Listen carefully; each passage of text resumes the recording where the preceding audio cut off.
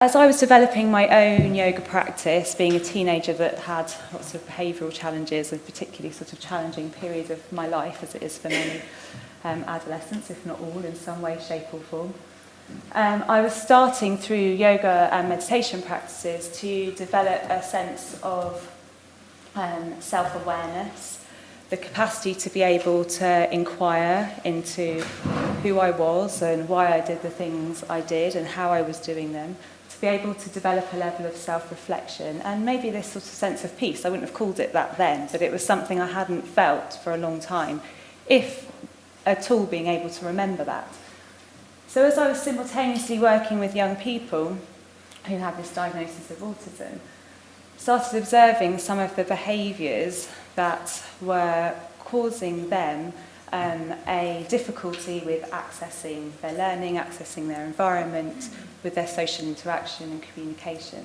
Some of these qualities I started feeling I was developing, I thought, hey, wouldn't that be really great if I could think about a way to support these young people in developing those capacities too. So I did a bit of exploration really on how I could support these young people with yoga and meditation, and found Jo Manuel, who's sitting, I think she's here somewhere today.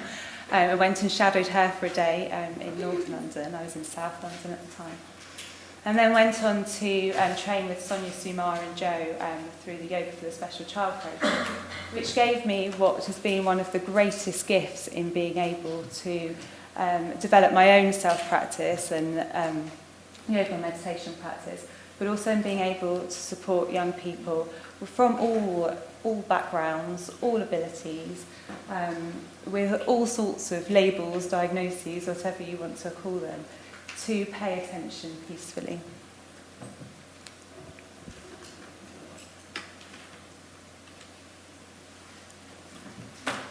So I thought it might be useful just for us to start talking a bit about what is autism. I'm a clinical psychologist with one hat on, so I work in an autism service in Gloucestershire and Together Trust, which is an assessment and diagnostic service. It's for people without a learning disability, so they're what might be considered high-functioning people, people with Asperger's, so people that are, on one level, very articulate, have exceedingly good jobs, often have multiple degrees from very prestigious universities, a catalogue of academic attainments, but have these real difficulties, often describe themselves as feeling on the periphery of society, struggle to engage with social relationships, with communication, feel like they're always putting their foot in it, and that they have a multitude of additional difficulties. So it's not necessarily this Asperger's or autism that's their difficulty, but often it's other related difficulties that come from this maybe difference in understanding of the world. So I'll talk a little bit about that. And then why yoga and meditation? So to me this was working as a psychologist with a range of different interventions. I always come back to this. To me some of these practices are the most powerful I've ever seen, and that they have an effect which precedes the other effects of the other types of interventions that I've worked with people. And I was going to give you a few examples of the way in which the community interest company that we've established in Gloucestershire, Special Yoga Works, ways that we bring yoga into education locally. So there's a few different programs that we use, just to give you some examples really, and a flavour of what that looks like on the ground. A little bit of the evidence base we're starting to acquire around that, and some of the keys that underline the practice. So for those of you that are yoga teachers here, you may well have people that come into your classes with autism, you may well have people that have autism, there's probably lots of people within the class that have traits or maybe have a diagnosis of autism that you're not aware of. So how can we support those people the best we can in whatever settings that we find them in?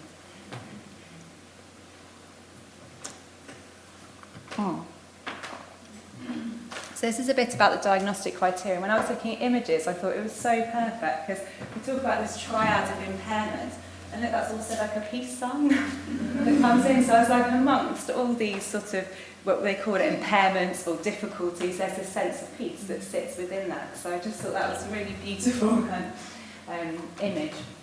So when people talk about autism, what are they talking about? Because there's this idea that there's this spectrum, and these people say, oh, we're all on the spectrum somewhere, and what traits make up a state? Where's the cutoff? Where's the criteria? When you look at the diagnostic criteria, there's difficulties around social relationships and interactions. So that's about feelings and emotions. So it's not that people with autism don't have the whole range, breadth and depth of feelings and emotions that we do, but it's something about the expression of those and the understanding of those, which it's different to people with neurotypical. So I call it ASC, autistic spectrum condition, because disorder implies that there's a deficit, that there's something wrong. And that's not my experience of being with people with autism. My experience is there's a difference. Maybe that's a wiring difference. We're yet to know exactly kind of what the differences are. But to me, there's nothing deficit, and there's no deficit about it. In fact, a lot of the people that I see are far more attuned and wise, than a lot of neurotypicals that I come across. Facial expressions and body language. So, imagining a world where that's really hard to kind of read for a lot of people. So someone standing at the bus stop like this, and you're asking them lots of questions. And to me, I might not ask a person like that. I might ask a person that's like this. So maybe there's a constant repetition and interaction with the world that doesn't match what you feel that you're putting out, because there's a difficulty reading expressions and emotions often. So people with autism, therefore, are often given labels such as being aloof or rude or inappropriate. They often remark that they feel like they're putting their foot in it a lot of the time, or make certain comments that they didn't realise. So a woman said to me last week how she's got this friend who she's particularly keen on, an acquaintance really, but she desperately wants to make friends with this other lady. And this other lady, when she finishes work, she always mentions how tired she is. She always says, oh, I'm exhausted after work. So in order to try and make some kind of conversation with this woman, the lady who I was seeing clinically goes up to her friend and says to her, when she comes out of work, says, you look really tired. The lady that just come out of work was really disappointed with that comment. Oh, that's not very nice. Like, why do you say that about me? I had a really good night's sleep last week. But she was just trying to find some common ground, constantly searching, she said, to try and find a way to interact with people. So imagination and flexibility of thought. And that can be something as kind of basic as, with small kids, like my kids, they'll pick up a banana and they'll be like, hi, Granny, and they kind of want to, they'll pretend and use objects and infer them to be something else. So it can be as kind of obvious as that. So often children with autism and adults with autism talk about their play as being something that's modelled very much on real situations. So they'll role play out, but it'll be something they've directly seen or a film. Versus it might be more to do with creating some sort of routine and structure, so lining up cars or crashing them, or as opposed to perhaps engaging in more imaginative play that you might see in neurotypical children.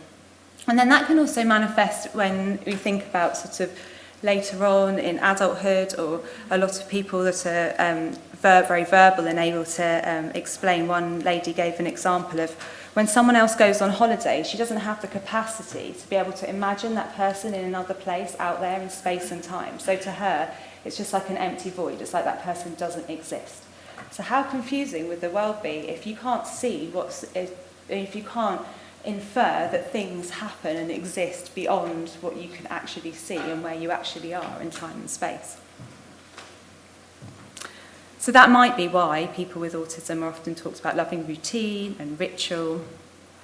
And then we've got this language, social communication and language.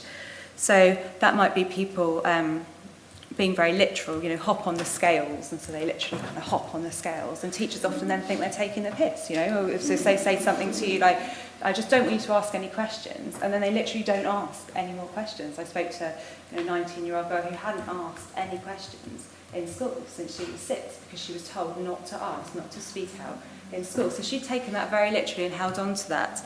And then that had then been a detriment to her education, because she hadn't been able to engage with people. So there's this sense of having the same emotions, but there's something about the way in which they understand and express language which may be different. And this diagram here is really just going back to what I was saying earlier, is that people with an autistic spectrum condition can experience a whole range and breadth of other comorbid issues, difficulties, challenges as the general population. And it doesn't preclude them from having any of these other challenges, and actually can mean that they're more likely to. So most of the adults I see in my adult service have additional anxiety, low mood.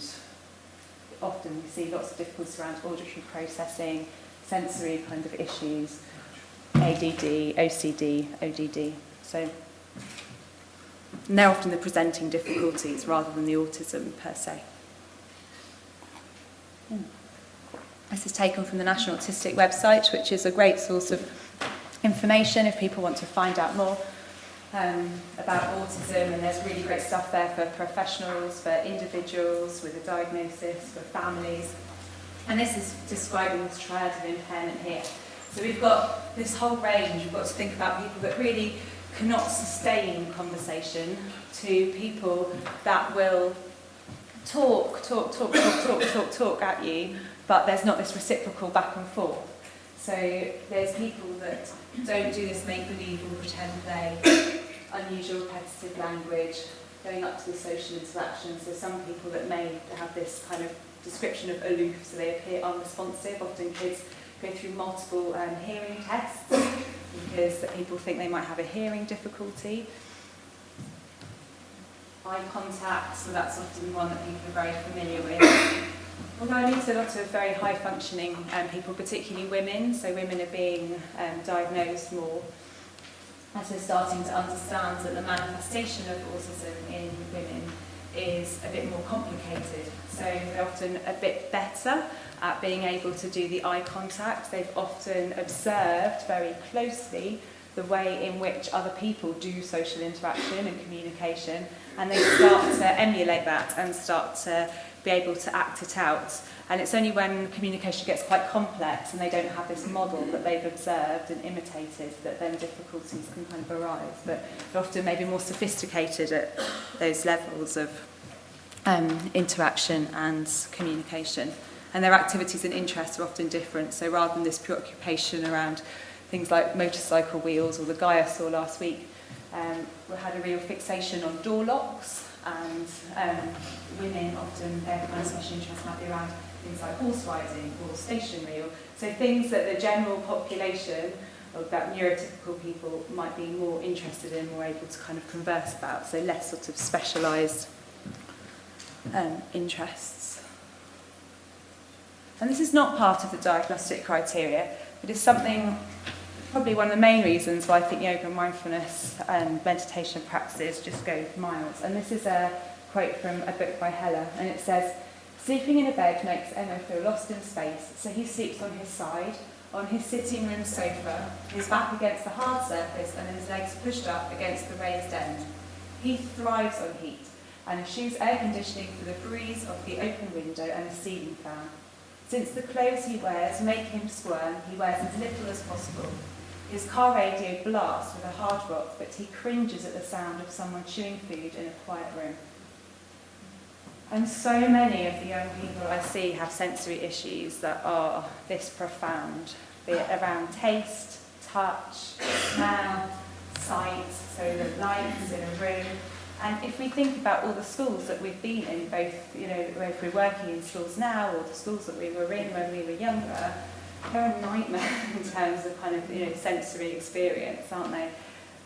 All the schools I go into have big fluorescent overhead lights. There's a lot of noise, people talking at all at the same time, chairs being dragged along the floor, people coming in and out. So I find it exhausting going into schools for an hour. I feel quite overwhelmed, and I don't have a sensory processing difficulty. I'm able to tune out some of those sounds or some of those sights and focus and tend to a particular task or person speaking.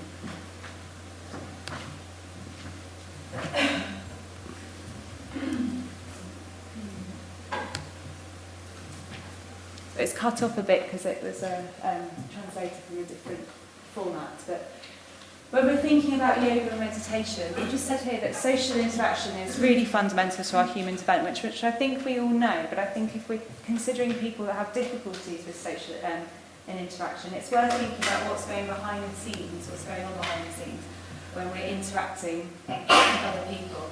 And what's happening is this. So there's this development of skills, our relationships and our character, but these all depend on repeated brain stimulation to enforce these networks that to support our decision making for well-being later on. So what we're always doing in our environment is finding this balance between being receptive and open and engaging, but also detaching. So if we're thinking about that sensory processing element, I can go into a school and it can all feel a bit much, so I can position myself in a certain way or choose to pay attention to my breath or look out of the window for a bit. So I have all these ways of being able to modulate myself so that I don't become overwhelmed by the environment.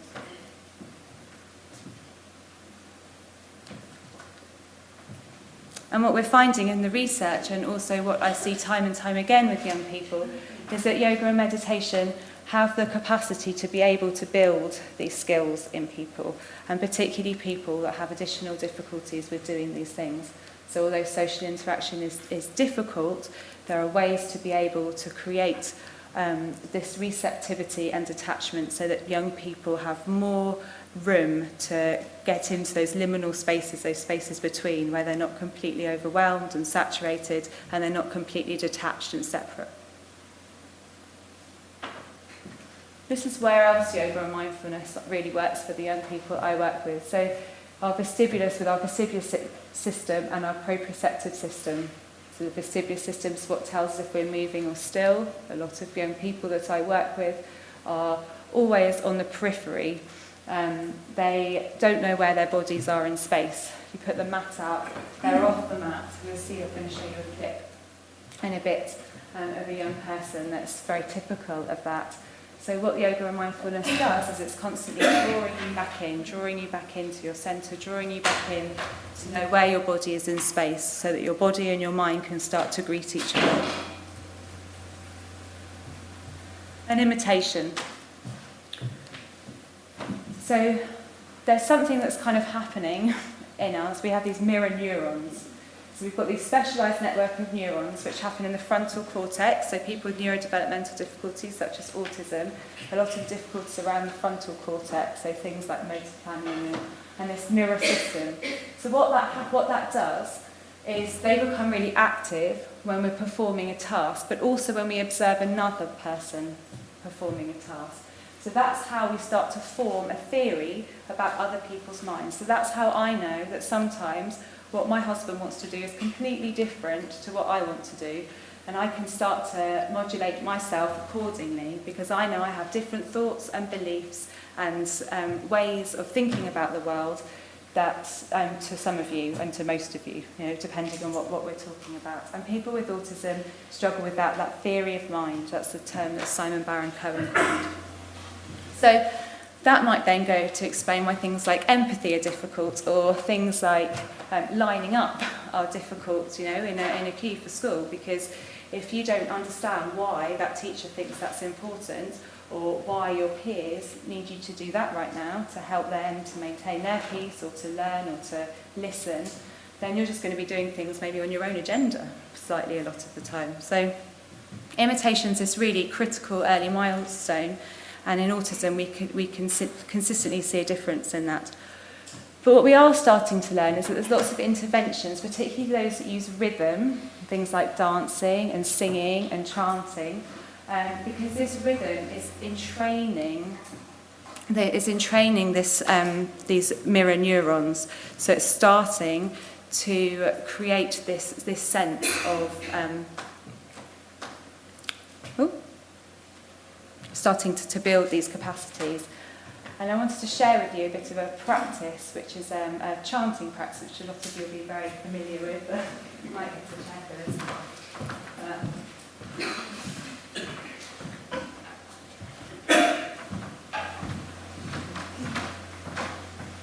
So if you come to bring your feet onto the floor, maybe bring your back away from the chair a bit, just so you've got a sense of sitting upright and away from can either close your eyes or lower your gaze.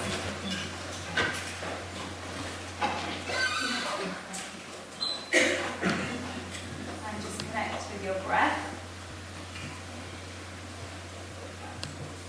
What we're going to do is going to be a call and response. So by that, I'm going to go first and then ask you to repeat after me. Keep your hands on your lap where they are and close your eyes. Hari Om, Hari Om, Hari, Hari, Hari Om. Hari Om, Hari Om, Hari, Hari, Hari Om. Hari Om, Hari Om, Hari Om. Hari Om, Hari Om, Hari, Hari Om. Hari Om, Hari Om, Hari, Hari, Hari Om. Hari Om, Hari Om, Hari, Hari, Hari Om. Hari Om, Hari Om, Hari, Hari Om. Hari Om, Hari Om, Hari, Hari Om. Hari Om, Hari Om, Hari, Hari, Hari Om. Hari Om, Hari Om, Hari, Hari, Hari Om. Hari Om, Hari Om, Hari, Hari Om. Hari Om, Hari Om, Hari, Hari Om. Hari Om, Hari Om, Hari, Hari, Hari Om. Hari Om, Hari Om, Hari, Hari, Hari Om. Hari Om, Hari Om, Hari, Hari Om. Hari Om, Hari Om, Hari, Hari Om. Hari Om, Hari Om, Hari, Hari Om. Hari Om, Hari Om, Hari, Hari Om. Hari, Hari Om. Hari, Hari Om. Close your eyes and lower your gaze. Feel the mantra in the body.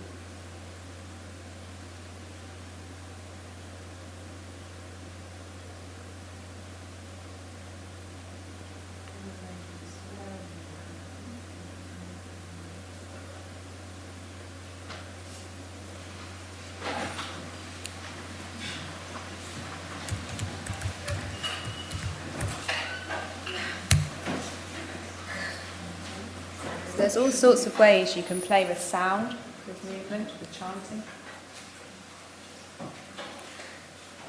And I think what's happening here is it's working on this mirror neurons. Along, there's a whole other host of why we know chanting's beneficial. But for these kids, this something really profound happens with this. And I've seen kids then being able to initiate speech, to be able to take in conversations, to be able to talk, to be able to make sound, to articulate their voice and put it out in the world. That I've not seen other interventions support, and a lot of parents, young people, and yoga therapists can directly relate that back to the use of chanting. Yeah, of course. So in Gloucestershire, and probably all around, this is where we're seeing young people also increasingly in mainstream schools, often with specialist units and languages. And through Special Yoga Works, we're supporting young people in all these different environments with yoga and mindfulness. And how it works on the ground is really different depending on the different settings. So, how much space you're given, how protected the space is, how supported the young people are, is really, really dependent on the environment. So I just think through all of this, what I've wanted to kind of instill is that we all have the capacity to enable young people with additional needs and with autism to reach their potential, to shine their light. And often we can get very caught up on behaviour, on why a young person's not able to do this or to do that. And what I think the yoga and mindfulness really brings, both for the young people but also the staff working with them, is there's a sense that that we're all the same, and that you can connect in a way that goes beyond the behaviour, that goes beyond that externalising of that feeling that I'm not okay, so that young people and the staff are really able to find a peaceful place. And from that, anything can grow. From that, there are no limitations. I think the potential is huge. I really like that saying with Bruce Lee. I'm going to probably quote it terribly, but something around, there's no limitations, only plateaus, he says. And that's definitely what I see time and time again. There are these places where there are plateaus in young people's development and their well-being, just like there are for all of us. But the potential is endless. It's huge. This is a class at Stroud District College with a colleague of mine. They're all young people with autism, and these naughty staff members who would get down on their mats. And when I went in, I was like, no, actually, you've got to get involved too, because that's what we really try to encourage. Because actually, the staff need it as much as the young people, and once the staff are in a really good place too, then that's when the growth can really happen. So one program we do is an 8-week yoga and mindfulness program in schools, which is something that I devised with a colleague, Lana Jackson. So it's based it's an 8-week course. It's nestled within a 50-minute lesson. At the moment, we're doing this in secondary schools in Gloucestershire, both mainstream schools. And there's a program that specifically supports young people with more mental health difficulties, and then a program that also supports young people with neurodevelopmental differences. So that the practices are modified so they're age and developmentally supportive, and this developmental kind of capacity is really important. So it's meeting the young person with where they're at. And that it can be a whole school approach as well. So hearing about the health policies earlier, that we try to get everybody doing it, so even the admin team are involved in the sessions, that staff are involved with it, so that everybody's coming from that same place. And the premise really is about developing that curiosity and self-inquiry and helping to reduce the comorbid issues that I was talking about earlier.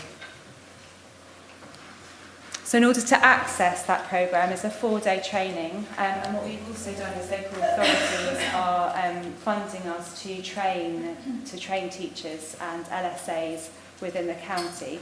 So that enables staff that wouldn't otherwise be able to access it to be able to do it. So they're releasing staff, we're having consultants based within schools that then are able to support the programme on an ongoing basis. And starting to outcome and evaluate that. And the programmes are often offered free to educational establishments, so by setting ourselves up as a community interest company, we're able to fundraise so that it doesn't come at a cost to schools, or there's a minimal cost, so it's just however we can get it in there. Basically at the moment it's just trying to find a way without barriers. So each week has a similar themes. When I was talking about that kind of difficulty around imagination, there's something that's really needed for these young people around structure. So each week starts with a check-in, we introduce a theme, have an overview, there's a meditation practice, a review of the home practice, although not on the first week, because this is where most of the learning happens. And if you've ever worked with lots of kids with Asperger's, they're really good at the home practice. If you say to them, this is what we're going to kind of do for the next week, and I want you to try and listen to the CD every day for 5 minutes, then often they're really, really good at doing that. So there's a lot of benefits and stuff that can happen during the week. And we also try to create a Sangha community amongst the young people that are in the group. They have ways of checking in the week between weekly sessions about how their home practice is going, so they can feed back to one another and start creating that network of support.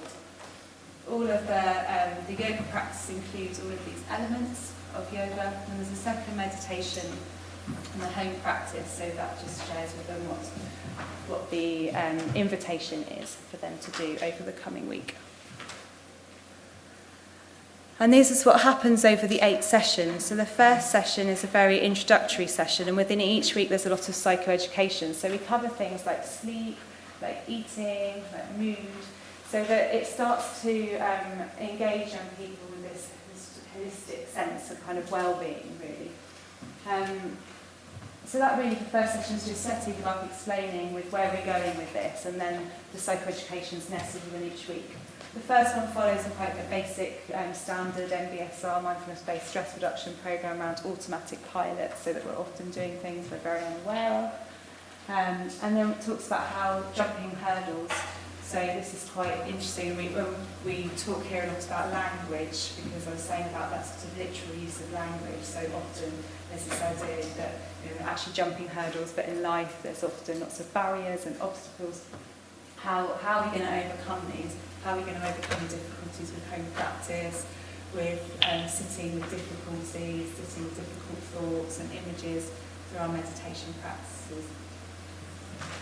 Who am I? And this is often talking about that CBT. Do people know about the sort of hot cross buns? So looking at the relationship between our emotions, thoughts, behaviour, body sensations, so starting to build up a picture of the very complex interplay that happens internally between all these elements of ourselves. And we work through about responding and reacting, bringing awareness to challenges. So once we've got all of these practices in place, how can we apply them to difficulty? And acceptance. So this idea, the John Kabat-Zinn, you can't stop the waves, but you can learn to surf. So how can you kind of be the difficulty with a difference? And then we do a follow-up session. So we go back in a month later, see how people are getting on, see if there's anything that needs a tuning or tweaking. And there's weekly talk sessions, so that's where a yoga practitioner goes in each week, teaches a session of yoga. And then there's Get Ready to Learn, which is a programme. I'm just aware of the time, Nick. Can I carry on for a little bit? Okay, sorry. It's a programme that was devised by an occupational therapist in the States called Anne Buckley-Lean, and it's had huge success in the States.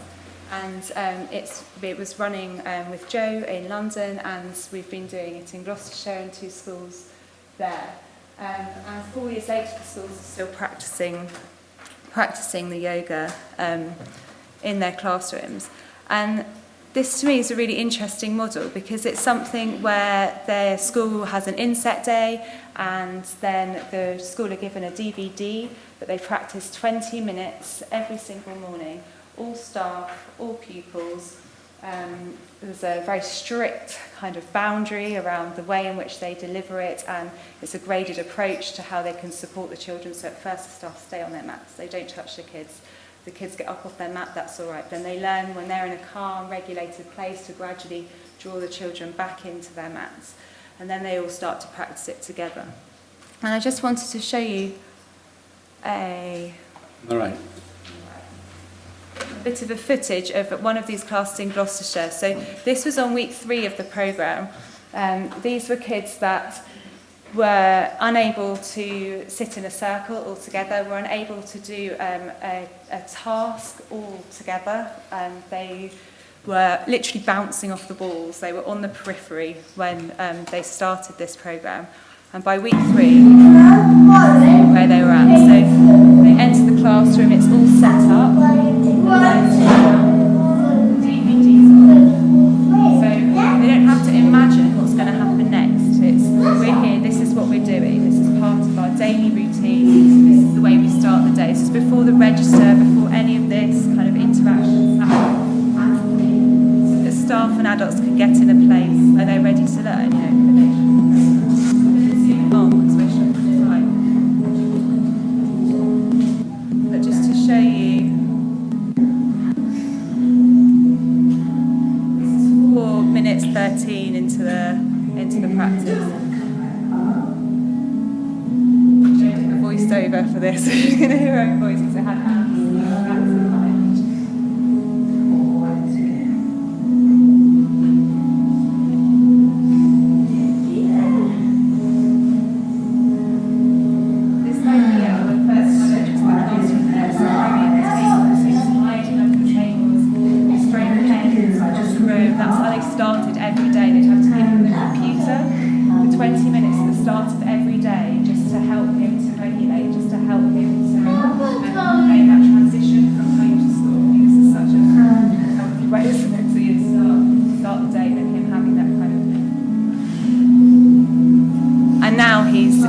He imitates the whole DVD.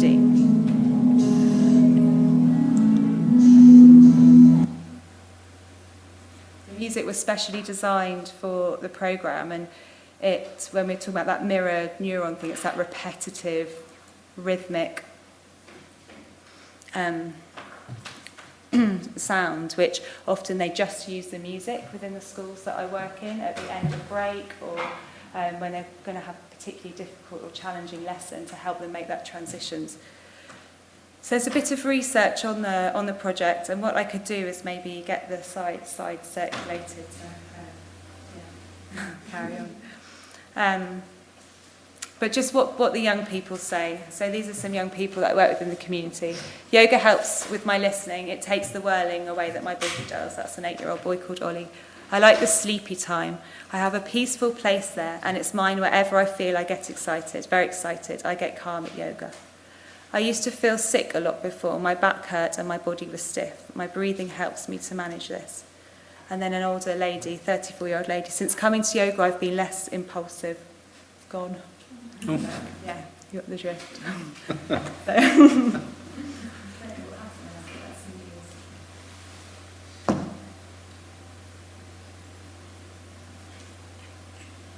I can make wise choices. So I could go on, but I'm not allowed. I'm going to just finish with saying that, back to really what I was saying at the beginning, that we all have the capacity to make a real difference in these young people's lives, and I think ultimately that they do, and that's what's so powerful about yoga and mindfulness, because it's something that you can do yourself. You don't need money, you don't need anything else other than yourself. You have timeless wisdom and inner wisdom within your body that you can use, that you can access, and you can grow from.